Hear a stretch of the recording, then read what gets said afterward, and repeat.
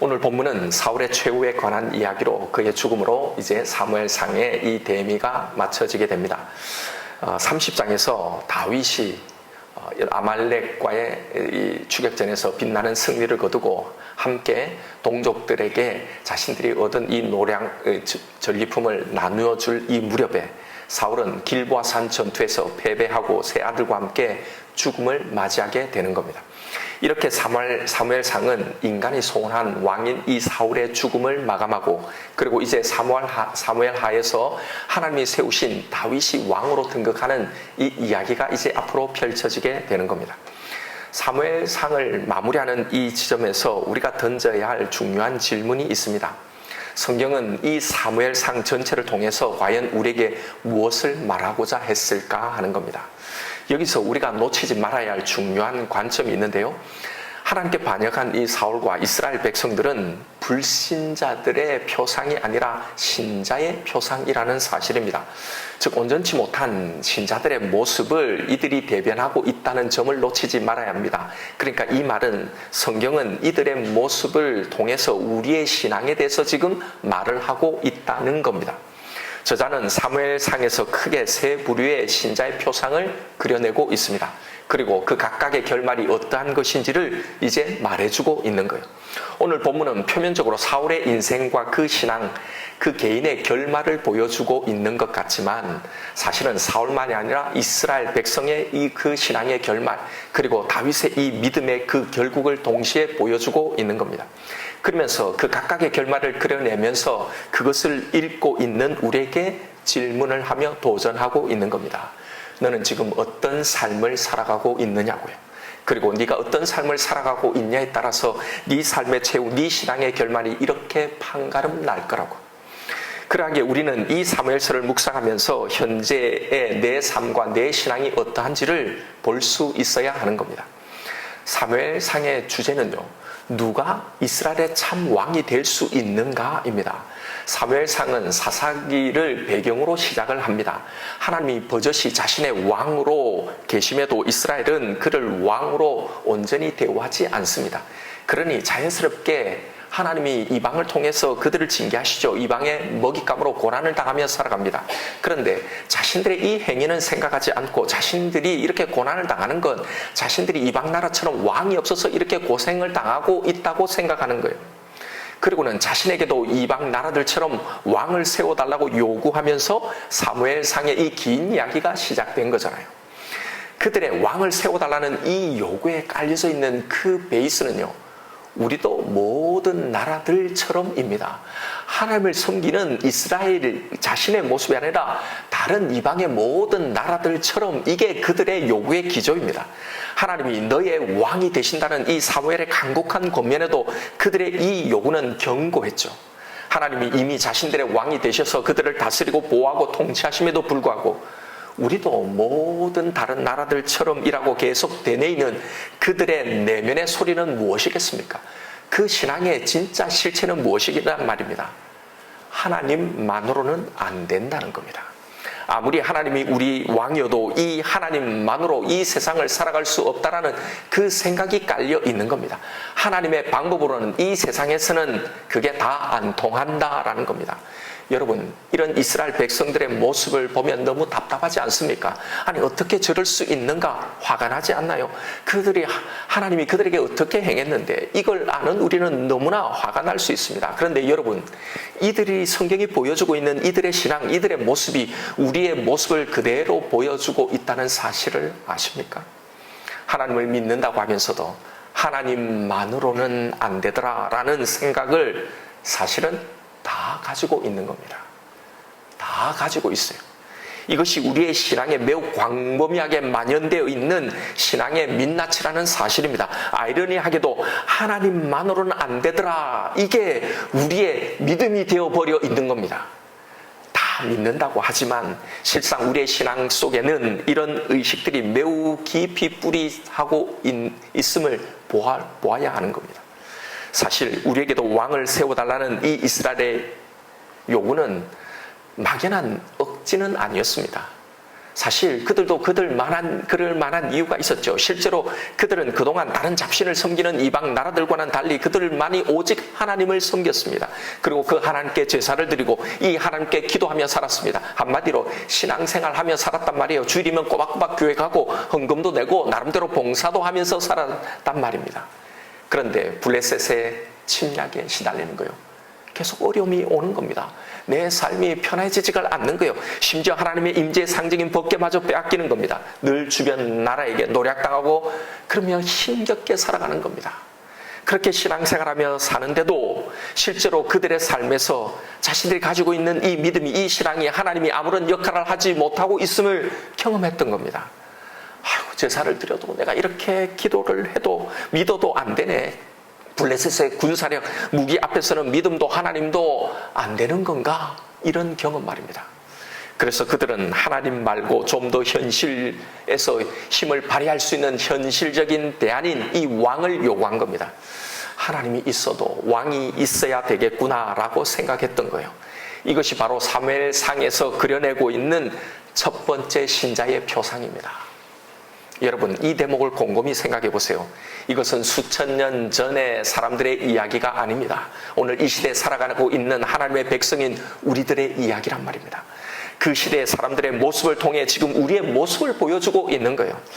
분명히 하나님을 믿고 살아가기는 하지만 그런데 그 믿음이 이 세상에서 내가 겪고 있는 그 문제들을 속 시원하게 해결해 주지 못하는 겁니다.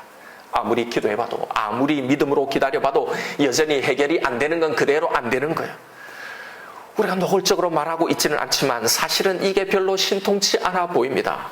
정말로 하나님의 방법은 세상에는 안 통하는 것처럼 보이는 거예요. 그래서 이런 생각들이 조금씩 쌓이기 시작하는 겁니다. 아, 하나님만으로는 다 안 되는구나 라는 생각. 바로 이 생각, 이런 신앙이 우리도 모든 다른 나라들처럼 왕을 세워달라는 그 요구로 표면화된 겁니다. 여러분, 이 사무엘서에서 보여주는 이스라엘 백성들의 신앙을 한번 잘 들여다보세요. 이것이 우리 신앙생활 속에서 어떤 식으로 표출되고 드러나고 있는지 말입니다. 이스라엘이 왕을 요구했다고 했어요. 그들이 완전히 하나님을 버린 게 아니죠. 그들이 누구에게 이 기도를, 이 왕을 요구하고 있는지를 보세요. 하나님에게 하고 있어요. 하나님께 우리에게도 왕을 세워달라고 그 요청을, 그 기도를 하고 있단 말입니다. 바로 이 대목이에요. 그래서 이것이 우리는 여전히 하나님을 믿고 있다라고 착각하게 만드는 겁니다. 왜요? 내가 지금 하나님께 기도하고 있으니까. 저자가 드러내 보여주고자 하는 우리의 신앙에 있는 이 교묘한 모순을 잘 봐야 합니다. 내가 너희의 왕이다 라고 선포한 하나님께 아닙니다. 내가 살아보니 그렇지 않던데요. 우리도 다른 나라들처럼 왕이 있어야 하겠습니다 라고 나를 지켜줄 다른 왕을 지금 구하고 있단 말입니다. 하나님에게요. 이것이 성경이 신랄하게 지적하고 있는 이스라엘의 모습이자 우리의 신앙의 자화상이라는 겁니다. 하나님 앞에 나와서 그 하나님이 아닌 다른 왕을 구하고 있는, 하나님 앞에 나오면서 정작 하나님의 방법이 아닌 세상적인 방법을 요구하고 있는 하나님의 백성들의 모습, 이 기가 막힌 일을요, 신앙생활이라고, 믿음생활이라고 하고 있는, 내가 믿음생활을 하고 있는 거라고 전혀 의심치 않고 있다는 사실입니다. 그래서 당시에 이스라엘이 알아차리지 못한 것처럼 오늘 우리도 우리의 신앙을 잘 알아차리지 못하는 겁니다. 여기서 사무엘상에 묘사해 놓고 있는 이 백성의 모습들을 곰곰이 묵상해 보세요. 오직 하나님만으로도 충분하다고 하는 이 말씀에도 끊임없이 우리에게 이 말씀, 내가 나의 아들을 통해 보여준 이 사랑만으로 너희는 충분하다는 이 말씀을 우리가 계속 듣는데도 우리는 자꾸 다른 것이 더 필요하다고 말하는 것 같습니다. 하나님의 사랑, 그의 십자가만으로는 충분하지 않다고 생각하는 겁니다. 우리가 우리의 왕이신 하나님께 와서 무엇을 구하고 있는지, 우리가 구하고 있는 우리의 왕은 무엇인지를 한번 보시란 말입니다. 하나님이 왕이셔도 하나님 그래도 돈은 좀 있어야 되겠습니다. 하나님이 나의 왕이셔도 그래도 내 몸의 건강은 해야 되겠습니다. 하나님이 왕이어도 성공도 필요하고 명예도 필요한 겁니다. 하나님이 우리의 왕이어도 하나님 이 일이 꼭 이루어져야 합니다. 성공해야 합니다. 이 기도 제목이 꼭 응답받아야 한다고 말하는 겁니다. 사실 우리의 간절한 기도 제목, 하나님을 향해 우리가 드리는 이 간절한 기도들, 여러분 이 현상 안에는 바로 이런 모습이 자리하고 있는 겁니다. 여러분 이건 오해하지 않았으면 좋겠습니다. 이건 하나님께 우리의 소원을 가지고 기도하는 것 자체가 잘못되었다는 이 말이 전혀 아닙니다. 내가 하나님 앞에 내 소원을 가지고 어떤 기도 제목을 가지고 하는 걸 정죄하지 마십시오. 이 시간에 기도할 수 있습니다. 아니 기도해야 합니다. 우리가 하나님 앞에, 우리의 아버지신 이 하나님 앞에 기도해야죠. 문제는요, 이 기도를 하고 있는 우리의 마음의 자세입니다. 왜냐하면 여기에 신앙을 가장한 가장 교묘한 불신이 바로 여기에 숨어 있을 수 있기 때문입니다. 하나님만으로는 안 되기에, 그 하나님만으로는 내가 안심이 안 되기에, 그래서 다른 왕이 필요한 것. 그래서 다른 왕을, 세상이 의지하고 있는 그런 것들을 구하는 그런 기도의 자세가 문제인 겁니다. 이렇게 기도하는 게 문제란 말이에요. 그래서 이 기도 제목이 그래서 꼭 응답이 되어야 하는 겁니다. 그래서 더 간절하고 더 절실하고, 그래서 어떻게 하든 내가 막 금식을 하고 정성을 들이든 내 기도를 하나님이 들어주게끔 만들어야 하는 겁니다. 이걸 뜨거운 신앙이라고, 이걸 열성적인 신앙생활이라고 가르치고 또 그렇게 쫓아가서 그렇게 하는 겁니다.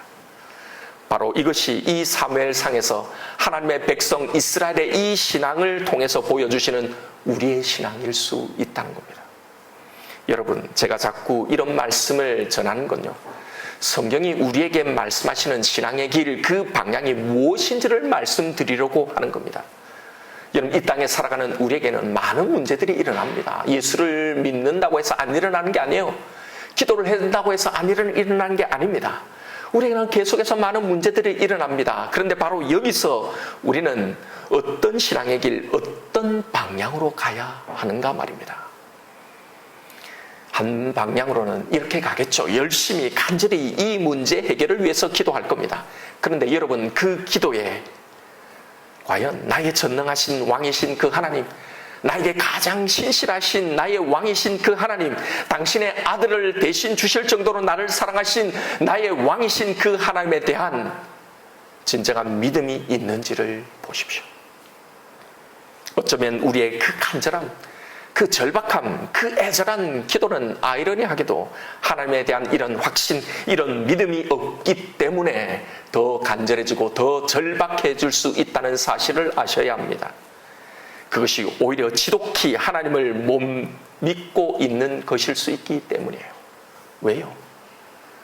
하나님이 못 믿어오니 내가 원하는 이 왕이 그래서 더 꼭 필요하기 때문입니다. 그래서 더 간절해지는 거예요. 여러분, 진짜 하나님을 믿는 사람은요, 점점 기도하면 할수록 그 결과에 초연해지겠죠. 조급해하지 않습니다. 어떤 결과가 주어지더라도 그 신실한 하나님을 믿는 거예요. 왜요? 그 하나님의 선하심, 그 신실하심을 정말로 믿어지니까요. 그래서 우리의 신앙의 방향, 우리의 기도의 방향은 이렇게 이 방향으로 가야 한다는 겁니다. 그런데 정작 우리는 우리의 왕이신 그 하나님께 와서 다른 왕을 구하고 있는 이런 불신을 어이없게도 신앙이라고 생각하며 더 열심히 하는 겁니다. 하나님께 기도하고 있으니 이걸 불신이라고 전혀 생각하지 못하고 이걸 계속하면서 더 열심히 하면서 정작 우리가 진짜 해야 할 신앙의 일, 하나님을 믿는 바로 그 일을 놓치게 만드는 겁니다. 그래서 여러분, 우리는 진짜 믿음, 성경이 말하는 이 믿음을 향해 나아가야 하는 겁니다. 우리가 하는 그 간절한 기도, 하나님 이것만은 꼭 들어주셔야 합니다 하고 금식하며 작정하고 하는 그 모든 기도 속에 사실은 뭐가 들어있는지 보세요. 이걸 하면서 정작 우리가 놓치고 있는 하나님을 진짜 신뢰하는 이 일을 못하게 하는 겁니다. 이 방향을 전혀 생각하지 못하게 만드는 겁니다. 이게 사단의 전략이란 말이에요. 그래서 우리의 신앙을요, 성경의 다림줄로 점검해야 한다고 말하는 겁니다. 이 이야기를 하려고 바로 이걸 기록해 놓은 겁니다. 어떻게 하면 우리도 다윗처럼 이렇게 빨리 응답을 받을 수 있나? 이런 위기에서 우리는 벗어날 수 있나? 이게 아니라요. 실제로 다윗 이야기를 통해서 바로 이걸 말하려고 하는 겁니다. 이게 사무엘상 전체 말씀을 통해 우리가 들어야 할 메시지인 거예요. 여러분, 과연 이스라엘의 요구는 정당한 건가요? 그들의 삶의 피폐함의 결과는 과연 하나님의 무능함 때문입니까? 믿음의 무효용 때문입니까? 세상의 일은 하나님의 통제에서 완전히 벗어난 영역인가요? 세상에 하나님도 그렇게 꼼짝하지 못할 정도로 그렇게 두렵고 위협적인 건가요? 이스라엘은 이것에 잘못된 진단을 내린 겁니다. 그러니 잘못된 처방이 나올 수밖에 없지요. 그들은 온전히 하나님을 신뢰하지 못했던 겁니다. 믿음으로 살지도 못했고요. 하나님의 방법대로 하지도 못했습니다. 그들의 실패의 진정한 원인은 하나님의 무능함 때문이 아니라 우리의 믿음의 아무런 무효용성 때문이 아니라 그들의 불신앙이 원인이었단 말입니다. 하나님을 전혀 믿지 못했기 때문이란 말입니다. 정말 하나님의 방법이 세상에서 통하지 않는다고 생각하시나요? 여러분, 정직하게 한번 대답해 보십시다. 우리는 정말 하나님의 방법대로 그분을 끝까지 신뢰하며 정말 살아봤나요? 그런 적이 몇 번이나 있습니까? 그렇게 살지도 못하면서 하나님의 무능, 기도해도 믿어도 소용없다라고 우리는 말합니다. 그래서 우리는 또 다른 왕을 그 하나님께 찾고 구하는 겁니다. 하나님 앞에서 계속 이 요구를 반복하고 있는 거예요. 하나님, 저도 세상 사람들처럼 왕을 주세요. 이 신앙을 잘 한번 보세요. 여기서 누가 왕이 되어 있습니까? 세상 왕을 구하는 목적은 결국 다 자기를 위함이죠. 결국 하나님도 세상 왕도 아닌 자신이 왕이 되어 있는 겁니다.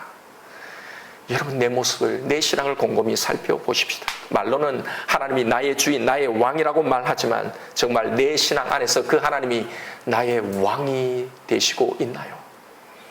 하나님의 뜻, 그의 목적은 안중에 없고 그저 내가 원하는 것, 내가 필요한 것만을 빨리빨리 해결하고 쫓아가고 있지는 않습니까? 이러면서도 하나님을 왕으로 섬긴다고, 그를 전능하신 분이라고 믿는다고 생각하는 겁니다. 단 한 번도 제대로 하나님을 신뢰하고 믿어본 적이 없으면서도 하나님을 믿었다고, 믿고 있다고 생각하는 겁니다. 이스라엘 백성들처럼 하나님 앞에 나와서 내가 원하는 그 다른 왕을 구하면서 말입니다.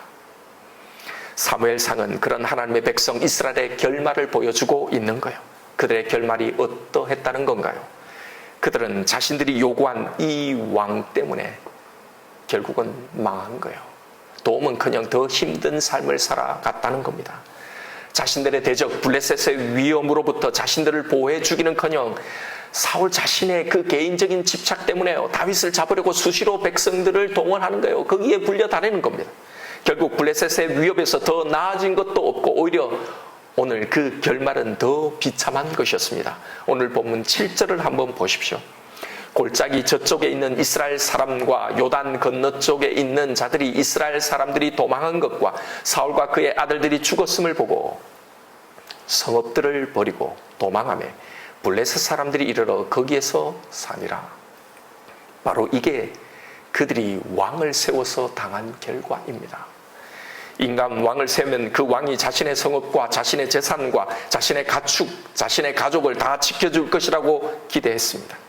그런데 많은 사람들이 이 전쟁에서 죽임을 당합니다. 그리고 그들이 살던 성읍들도 빼앗기게 되는 거예요. 자기가 살았던 그 성읍에 오히려 블레셋이 들어와 살게 되었더란 말입니다. 우리가 하나님을 온전히 신뢰하지 못하면 하나님 외에 붙들고 있는 것들, 그걸 의지하는 삶의 결말이 바로 이런 거란 말입니다. 결코 그것이 우리에게 진정한 근원적인 기쁨과 만족을 주지 못하는 겁니다. 아니, 결국 더 힘들어지는 겁니다. 그러면서도 하나님을 믿어도 기도해도 안 되네라고 말하겠죠. 여러분, 우리가 싸워야 할 진짜 신앙의 경주, 신앙의 일이 뭔지를 보세요. 성경이 이렇게 모든 사건을 통해서 줄기차게 말하고 있는 그 신앙의 일, 이게 뭔지를 말입니다. 온전히 하나님을 신뢰하고 믿는 일입니다. 이걸 누가 몰라요? 다 알죠. 그런데 정작 이 일을 안 하는 겁니다. 하나님만으로 감사하고 그분만으로 만족하고 그가 나의 왕이 되심으로 인간 왕이 설치되는 이 세상에서도 나는 오직 하나님만을 내 왕으로 모시며 살아가려는 이 몸부림치는 이 삶 말입니다. 하나님에게 열심히 기도해서 이 왕도 두고 저 왕도 두고 하는 이 삶이 아니라요.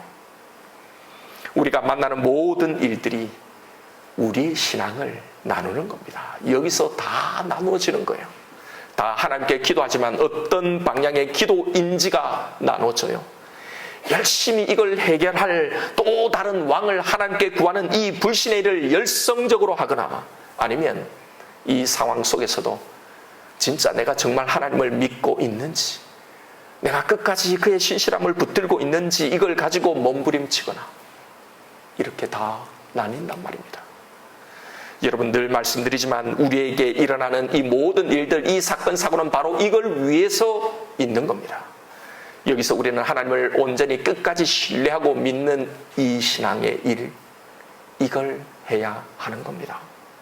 여러분, 지금 어떤 고민거리, 어떤 문제들이 있나요? 그런데 혹시 그 해결을 위한, 그 문제 해결을 위한 세상의 왕을 열심히 구하고 있지 않습니까? 이건 신앙이 아니라 불신이라는 걸 알아야 합니다. 하나님이 무능하다고 말하지 마십시오. 믿어도 기도해봐도 안 된다고 말하지 마십시오. 제대로 살지 못하면서 그런 말을 하지 마십시다. 하나님만이 우리의 완전한, 완벽한, 전능한 왕이십니다. 예, 하나님만을 신뢰하고 나아가는 것이 얼마나 힘든지 압니다. 그러나 여러분, 방법은 이것뿐이에요. 우리가 할 수 있는, 해야 할, 그리고 이것이 해결된 유일한 방법은 이것뿐입니다. 우리가 붙들고 있는 것, 내가 하나님 외에 구하고 있는 왕, 그걸 내려놓고 정말 하나님만을 믿어야 하는 겁니다. 다른컨대 세상 왕이 제공하는 그 결말은 이스라엘이 당한 것과 꼭 같을 겁니다. 그래도 그 길을 가려는가? 성경은 이스라엘 백성의 신앙을 보여주며 이걸 묻고 우리에게 도전하고 있는 겁니다. 오늘 본문은 또 한 사람의 신앙의 결말, 바로 사울의 결말을 보여주고 있습니다. 사울을 생각하면 참 안쓰럽죠. 그래도 한때 그는 하나님 앞에 기름 부음 받고 나름대로 열성적으로 신앙생활 했던 사람들인데 말이죠. 그래서 여러분, 우리는 이 사울이 주는 이 영적인 교훈을 더 잘 새겨드려야 하는 겁니다. 그의 신앙은 무엇이 문제였을까요? 그는 하나님에 의해서 왕으로 세움받았지만 그의 중심에는 하나님이 있지 않았습니다. 그러니 하나님의 평가가 아니라 언제나 사람들의 평가, 세상의 평가가 더 중요했습니다. 자신의 체면, 사람들의 인정들, 타인이 나를 바라보는 그 시선들이 언제나 더 중요한 겁니다. 하나님이 어떻게 보시는가가 중요한 게 아니라 사람들이 나를 어떻게 보는가가 더 중요한 사람들이 있습니다. 아니, 사실 우리의 신앙 안에는 이런 모습들이 다 있어요. 그래서 하나님의 관계 속에서도 언제나 사람들의 그 시선이 끼어들어가 있는 겁니다. 사울이 살아왔던 그 신앙생활을 다시 반추해보면 바로 이것이 그에게 늘 문제였음을 보게 되는 겁니다. 여러분, 아말렉과의 전투에서 하나님은 분명히 진멸을 명령하셨죠. 그런데 하나님의 명령이 아니라 백성들이 나를 어떻게 생각하는가가, 백성들의 평판, 이게 중요했습니다. 모든 것을 죽이라는 명령 앞에 그래서 좋은 것 일부를 남겨놓은 겁니다. 왜요? 당시에 좋은 왕이란 전쟁의 전리품들을 백성들에게 많이 나눠주는 왕이 좋은 왕이기 때문입니다. 그러니 이걸 다 죽이고 태우면 이 전쟁에서 나온 백성들이 과연 나를 어떻게 볼까, 나를 어떻게 평가할까가 중요했던 겁니다. 오늘 본문에 나오는 사울의 최후를 보면 마지막까지 그가 무엇을 중시했는지가 잘 나타나 있습니다. 그는 죽게 되었을 때조차 자신의 명예가 중요한 겁니다. 4절에 보면 할례 받지 않는 자들이 와서 나를 찌르고 모욕할까 두려워한다는 거예요. 그래서 자살을 택한 겁니다. 그런데 보십시오. 자신이 그렇게 지키려고 했던 게 어떻게 되는지를요. 9절입니다. 사울의 머리를 베고 그의 갑옷을 벗기고 자기들의 신당과 백성에게 알리기 위하여 그것을 블레셋 사람들의 땅 사방에 보내고 그 갑옷은 아스타롯의 집에 두고 그의 시체는 벳산 성벽에 못 박으며. 보세요. 가장 비참하고 가장 치욕스럽게 모욕을 당한 겁니다. 이것이 사울의 신앙의 결말입니다. 여러분, 사람이 나를 어떻게 보느냐가 중요한 게 아닙니다. 하나님이 어떻게 생각하시는가가 진짜 중요한 겁니다. 사울은 하나님의 뜻을 분명히 알고 있었잖아요. 하나님은 내가 아닌 다윗을 왕으로 세우셨다는 것 말입니다. 하나님의 뜻이라면, 그렇다면 그 그 왕위를 기꺼이 내어줄 수 있는가, 포기할 수 있는가, 그것에 대해서 실패한 자의 결말입니다. 왜 실패했나요? 왜 이 결정을 못 받아들였나요? 하나님께 버림받은 왕이라는 것, 폐위당한 쫓겨난 왕이라는 이 불명예를 못 받아들이는 겁니다. 하나님의 결정이 중요한 게 아니라 사람의 시선이, 그 평가가 두려운 겁니다. 그리고 그 왕의 자리를 포기하면 그 이후에 안전이 두려운 거죠. 한마디로 하나님을 정말로 진짜 믿지 못했기 때문입니다. 그는 하나님과 관계하고 살았지만, 그러나 그 신앙 안에는 끝까지 한 번도 제대로 하나님을 믿지 못했던 신앙인이었습니다. 사울에게 있어서 하나님이 아니라 왕의 자리가 가장 중요한 것이었어요. 그래서 그 왕의 자리를 지키기 위해 그가 할 수 있는 모든 수단 방법을 다 동원했습니다. 그의 인생, 그의 신앙의 모든 에너지는요, 그 왕자리를 지키는데 모든 것 다 쏟아부은 거예요. 그런데 결코 행복하지 않았습니다. 늘 악신하게 시달리며 괴롭힘을 당하고 편할 날이 없었습니다. 그리고 자신이 지키려고 했던 걸 결국은 다 잃어버리고 만 겁니다. 여러분, 내 신앙에 이런 모습이 있다면 사울이 주는 이 권면을 우리는 들어야 합니다. 사람들의 시선, 그들의 평가가 아니라 하나님이 나를 어떻게 중요한가가 진짜 중요한 그런 나를, 그런 신앙인을 만들어 가야 하는 겁니다. 모든 일들 속에서 이 영적인 싸움을 싸워가야 하는 거예요. 여러분, 사울이 주는 또 권면이 뭡니까? 내가 지키려고 노력한다고 해서 지켜지는 게 아니라 하나님이 지켜주셔야 된다는 겁니다. 여러분, 왜 이렇게 우리는 열심히 살아갑니까? 뭔가를 지키기 위해서 고달프게 살아가죠. 내 삶을 지키고 내 지위, 내 명예, 내 수익, 내 가족, 내 꿈, 내 목표. 그런데 사실 이걸 내 힘으로 지킬 수 있습니까? 사울은 그것을 자신의 힘으로 지키려다가 오히려 모든 것을 잃은 거잖아요. 사울이 우리에게 주는 교훈이 바로 이겁니다. 내 힘으로 지킬 수 있는 것이 아니라 하나님이 지켜주셔야 된다는 겁니다. 그래서 하나님을 온전히 의지하고 그분에게 맡기는 것. 그러하기에 성경은 사울의 인생을 통해 하나님이 내게 정말 지키고 싶은 그것을 포기하고 내려놓으라고 하면 포기하고 내려놓을 수 있는가? 이걸 도전하고 있는 겁니다. 이게 안 되면 우리는 사울의 길을 가고 있는 거예요. 사람들은 체면 때문에, 세상적인 편안함, 그 안락함 때문에 이걸 포기 못하죠. 그래서 하나님의 뜻, 하나님의 그 결정에 순복하지 못하는 겁니다. 그것 포기하면 다 끝장난다고 생각하기 때문이죠. 그러니 여기서 한 발자국 더 나아가지 못하는 거예요. 여러분, 사울에게는 이것을 넘어설 무수히 많은 기회가 있었습니다.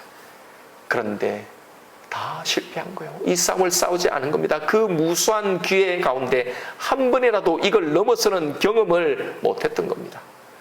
여러분, 우리도 마찬가지예요. 우리에게 이 수많은 기회를 주셨습니다. 아니, 지금도 우리에게 이런 기회가 주어지고 있는 겁니다.